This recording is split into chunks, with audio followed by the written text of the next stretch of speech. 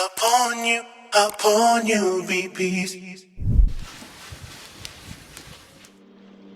Kabilang sa mga sifat o katangiang dapat nating iwasan bilang mananampalataya ay ang hasad. Ang ibig sabihin ng hasad ay ang pagkakaroon mo ng pagnanais na mawala ang biyayang ipinagkaloob ni Allah subhanahu wa ta'ala sa isang tao ng walang sapat na dahilan. Hindi ito normal lang na pagkainggit o khibtah, na halimbawa may nakita kang biyayang ipinagkaloob ni Allah sa isang tao at nais mo rin yon sa iyong sarili. Pero masaya ka naman para sa kanya.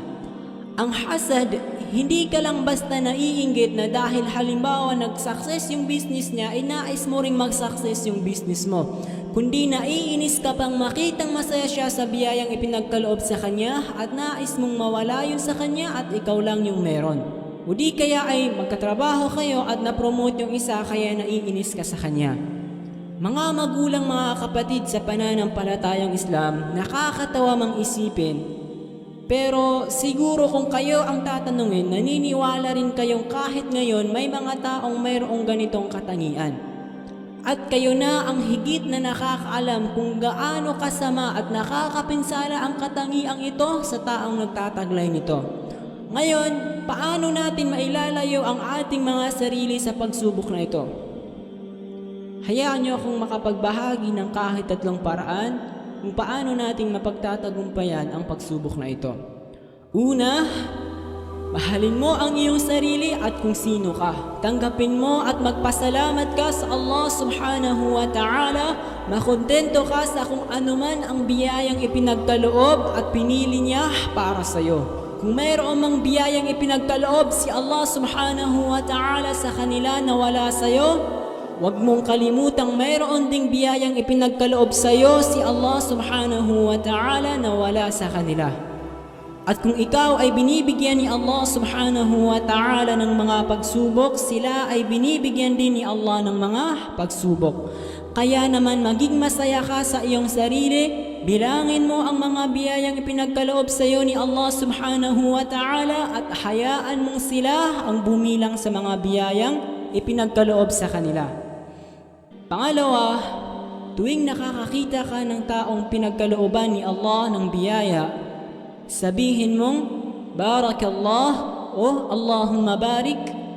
Pwede ring Allahumma zid wa barik. O pwede ring sa lingwahe mo, Ya Allah, dagdagan mo pa at gawin mong barakah ang mga biyayang ipinagkaloob mo sa Kanya. Naririnig natin sa ilan sa ating mga ulama na ang pagdudua mo na naway gawing barakah ni Allah ang biyayang ipinagkaloob niya sa isang tao ay kabilang sa mga sunnah ng Rasulullah sallallahu alaihi wasallam. At hindi natin maikakaila na sa pamamagitan ng pagdudua natin ay natatanggal nito ang kumbaga mga negative feelings sa ating puso. At huwag natin kalimutan mga magulang, mga kapatid sa pananampalatayang Islam, na sa tuwing ipinagdarasal mo ang iyong kapwa, yaong mga bagay na ipinagdudua mo para sa kanya ay pinagdudua rin ng mga malaika para sa iyo. Kung ipinagdudua mo siyang naway maging success ang business niya at naging barakah para sa kanya, ipinagdadasal ka rin ng mga malaika na kung wala kang business ay magkaroon ka nito at mag-success ito at maging barakah para sa iyo. Sinabi ng Rasulullah sallallahu alaihi wasallam, "Ma min 'abdin muslim yad'u li akhihi bi dhahril ghaib." Walang aliping Muslim na nagdudua para sa kanyang kapatid nang hindi siya nito nakikita o hindi niya ito nalalaman, illa qala al-malaku walaka bimithlin, liban na lamang sasabihin ng malaika na ganun din para sa iyo. Sahih Muslim.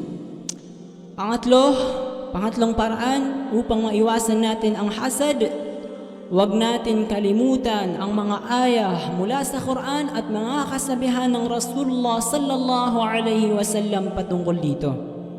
Halimbawa, itong ayah na kung saan isinalarawan ni Allah ang isa sa mga sifat ng mga munafiqun. Qala Allah subhanahu wa ta'ala, "In tamsaskum hasanatun tasu'hum." kung ang kabutihan ay dumating sa inyo, ito ay kanilang ikinalulungkot.